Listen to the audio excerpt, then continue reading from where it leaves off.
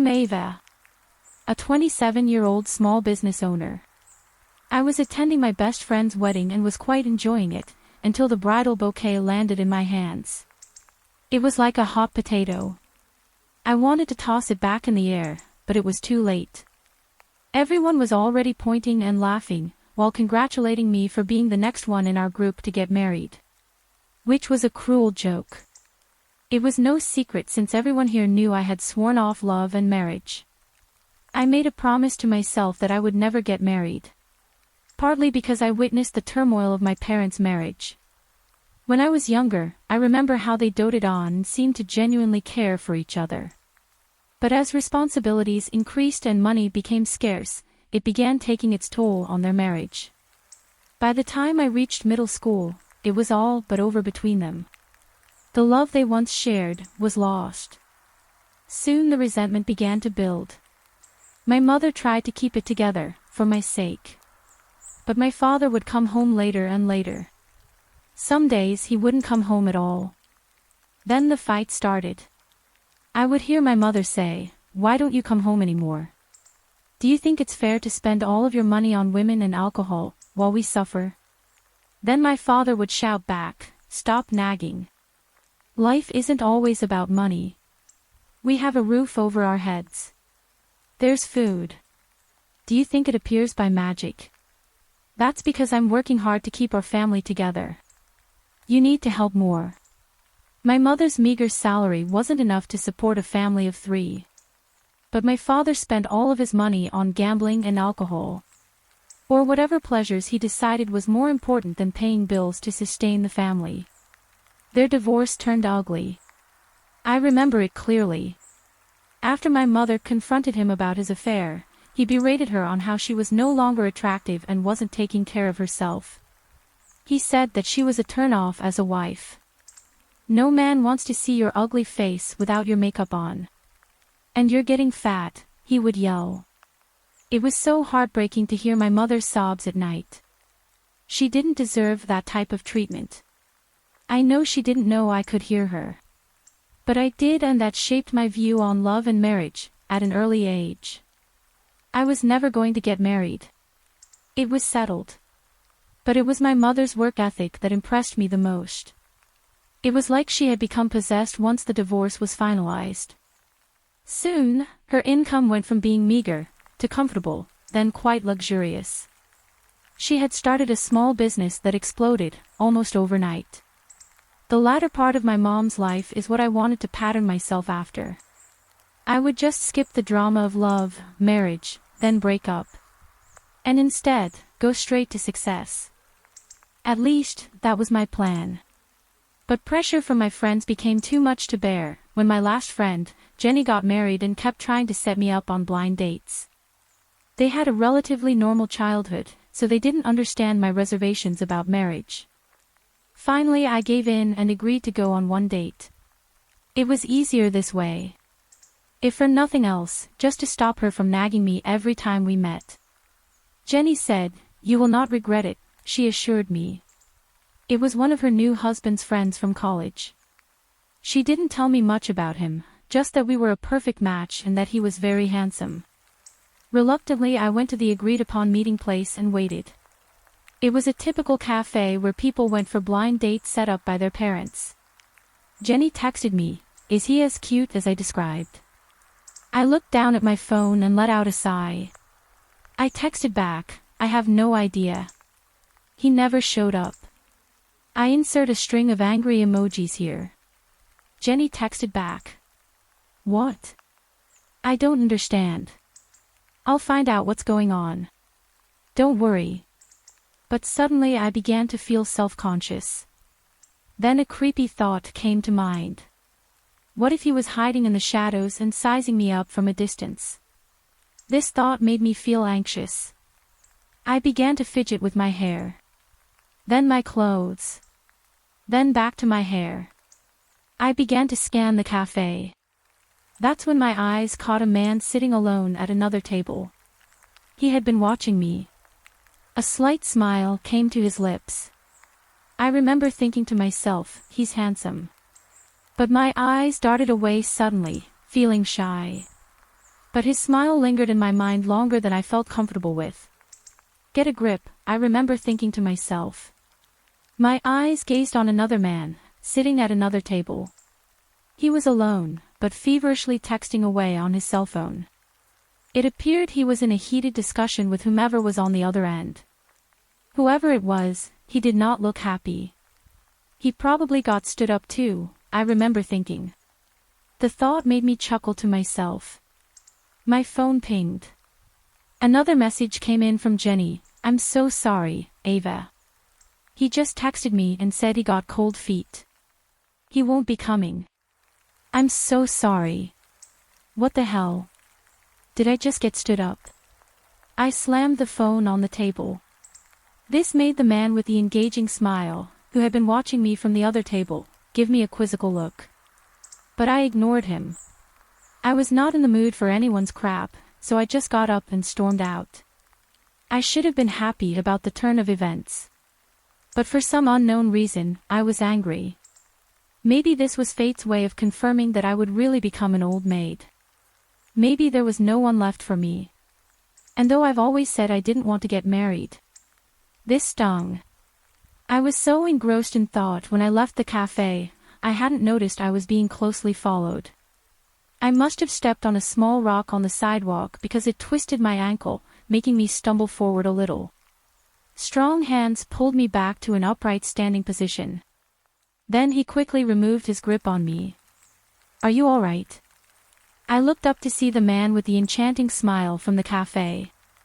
Oh, yes, thank you, but I felt a little embarrassed. I was so busy cursing the man who stood me up, I clumsily stumbled, nearly falling on my face. By the way, I'm Brent. What has you in such deep thought? It's a long story. Nothing you'd be interested to hear. It appears I have nothing but free time on my hands. So, try me. I'm all ears, he said. Well, I got stood up, I said with a slight smile. Who'd dare stand up a beautiful lady like you? Brent asked in a teasing tone. I looked at the handsome man with the cheap cliché. Somehow this loosened me up a little and made me smile back at him. Nothing too serious. It was a blind date set up by my married friend, I confessed. Well, he must have been truly blind, Brent said. His corny quips broke the awkwardness between us and soon our conversation became easygoing and effortless. Before we knew it, we had spent the entire afternoon together talking and laughing like old friends. That's when I learned he was set up on a blind date as well. He had been there for over an hour, waiting. It appeared he was stood up by his blind date too. His mother was the culprit. She had threatened him if he didn't get married and start a family soon, she would disown him. He assured me it was just a tactic she used to get her way when he became too complacent. Otherwise she was a wonderful, kind woman. She was just afraid that, in his quest for success, he was neglecting his love life and future family life. After our long, leisurely conversation, we were standing in front of my apartment. This is where I live, I said. I really didn't want this day to end. That means we're neighbors, Brent said. What do you mean? He pointed to the newly built condos. I live in that building just down the street. We're neighbors. The coincidence made us laugh. We exchanged numbers and promised we would do this again soon. Later that day, Jenny called me apologizing profusely about how disrespectful and obnoxious her husband's friend was. She confessed that, when she asked him his whereabouts, he had sent her a string of angry text messages saying he was looking for a cultured woman. Not just some plain Jane woman who would eventually become a burden by freeloading off his income. If she has nothing to bring to the table, she at least had to be knockout gorgeous, he had said. The other man in the cafe flashed in my mind. He had been sending a flurry of text messages when I saw him. But of course, it could have been completely unrelated. Just a coincidence. Still, from what I can remember, though he was quite good-looking, he was not drop-dead gorgeous himself. But I got the last laugh when I told him I set him up with a woman, who is not only beautiful on the outside, but also the inside. I hope you don't mind, but I did let it slip that you're quite successful, and rich. Don't worry. The day wasn't a total waste. You may even be able to call it destiny, I said. A full year had passed. Brent and I were learning more about each other and falling deeper and deeper in love. He admired the struggles my mother and I had gone through, only to succeed in the end. His story was similar to my own. When his father died, he became the head of his household. In his quest to become successful so his mother need not worry, he had put his personal life on the back burner. Hence, his mother's need to set him up on random blind dates until we met. But we kept our relationship a secret. Well, more for my sake than his. I just didn't want the added pressure from friends and family to begin questioning us on marriage and children. I still didn't know if I was ready for that yet. But then, it happened. Brent proposed marriage. Although we were naturally heading in this direction. It was something we had discussed numerous times, but hearing the question was overwhelming. All of the reasons I had promised myself I would never get married, rushed and swirled in my thoughts all at once. Doubt, fear, insecurities flooded my mind. But seeing Brent down on one knee, looking up at me with that beautiful, captivating smile made tears stream down my cheeks. I nodded then squeaked out, "Yes, yes, I will marry you." Brent leapt to his feet and grabbed me in a strong embrace and twirled me around, then kissed me. It was official. The girl who swore off love and marriage, was getting married. I was so happy. My dearest friend Jenny was about to celebrate her 1-year anniversary. I wanted so desperately to tell her but didn't want to upstage her special event. So, Brent and I agreed it would be best if we waited. Jenny and her new husband had a small gathering with their closest friends to celebrate with them. I would be going alone because Brent had some important business with his company. But he promised he would show up if he was able to finish early and break away. By the time I arrived, mostly everyone was already there. Jenny saw me and ran over to take the present I was holding and gave me a huge hug. Then she whispered in my ear. "He's here." "Who's here?" I asked, confused. "Remember when I tried to set you up on a blind date?" "Yes, the one who stood me up?" I frowned at the memory. "Yes. He's here. As soon as you walked in, he asked who you were. I think he's interested now." "I'll introduce you, if you want," Jenny said. "No need. I'm not interested." "Don't be that way. You're going to be an old maid, at this rate," Jenny said. "I assure you. I won't be and I'm not interested." "But thank you." This final declaration made Jenny's eyebrows tick slightly upward. But she didn't say another word. As my closest friend, she respected my wishes and didn't pry or push it any further. But I knew what she was thinking. If he wanted to meet me this time, he would have to do the heavy lifting. So, she let it be. But Jenny's husband apparently didn't get the memo. He walked over to me while I was talking to some mutual friends. He had a tall, handsome man, in tow. Instantly I remembered him from the cafe. He had been the one who was sending the angry text messages. I presumed this was the college friend they had been trying to set me up with but failed. Jenny's husband, Lawrence, made the introductions. "This is Todd, my friend from college." I didn't want to seem rude, so I extended my hand to give a cordial handshake. He quickly took my hand in his, but his eyes stayed on my face, as if to be inspecting me. He held my hand for a long time and didn't want to let it go. Is he flirting with me? I thought to myself. I quickly snatched my hand away, but I kept a smile on my face. "Nice to meet you, Todd. I'm Ava." People had been coming and going so I didn't pay much attention. I could hear the doorbell ring. Jenny yelled out. "I'll get it. I'm sorry I stood you up." I was nervous. I got cold feet.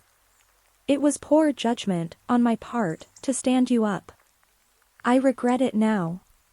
Would you like to give it another try? Will you go out with me? Todd asked feebly. At that moment, I could feel a strong, warm hand curve around my shoulder and pull me closer to him. I looked up to see that it was Brent. He gave me one of his signature, breathtaking smiles. It looks as if you're the one I should be thanking for your poor judgment that day then. But rest assured, I have no regret, Brent said, beaming at Todd. Todd looked a little confused and baffled. Who is this? He asked, pointing to Brent. I'm the one who was lucky enough to be there, when you weren't. I'm Brent, he extended his hand in greeting. Her fiancé. And that's how my friends finally found out I had been dating for a year and was getting married. I was the last holdout in our group of friends. I had finally found the love of my life. That one person who made you know that there was at least one person in the world you wanted to spend the rest of your life with. That one person who made you fear being alone. That one for me, was Brent. Thank you for listening to my story. Come back for more stories. And help our channel grow. Bye.